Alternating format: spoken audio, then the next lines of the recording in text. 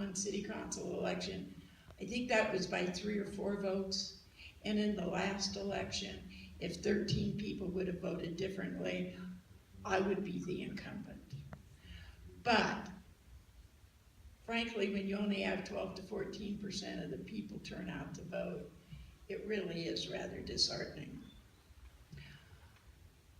I want to first start out with the rest of the story. I want to go to that county health nurse for just a brief minute. Yes, there is a county health nurse there 3 days a week instead of 5 days a week. Faith doesn't get anyone except for once a month now. But what that nurse is now doing is, as I understand it, and as what they have told me, is they're handing out WIC certificates. They're not doing what they had been doing before. I too want to stand on my record for economic development. I probably have got 20 years experience serving on economic development boards at the local, state, and regional area.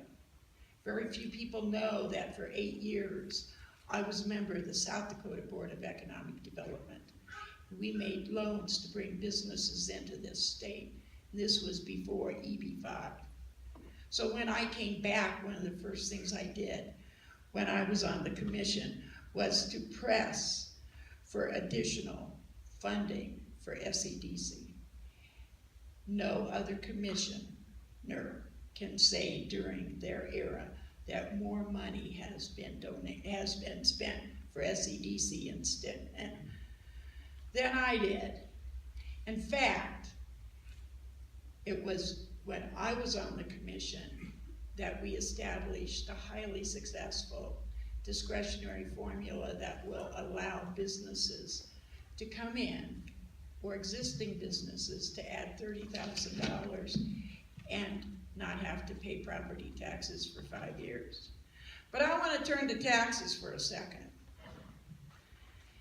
Yes, this little campaign brochure does show that taxes have gone down, or that the mill levy has gone down. But what it does not state is, during the same period of time, the county valuations went up 52%. 9 times the rate of inflation since 2011. If you can't reduce the mill levy, but you've increased the county valuations that much, something is wrong. I also didn't mention that the highest tax rate, the highest increase in taxes in the state history also went into effect July 1. And that was the increase in the wheel tax and the motor licensing fees.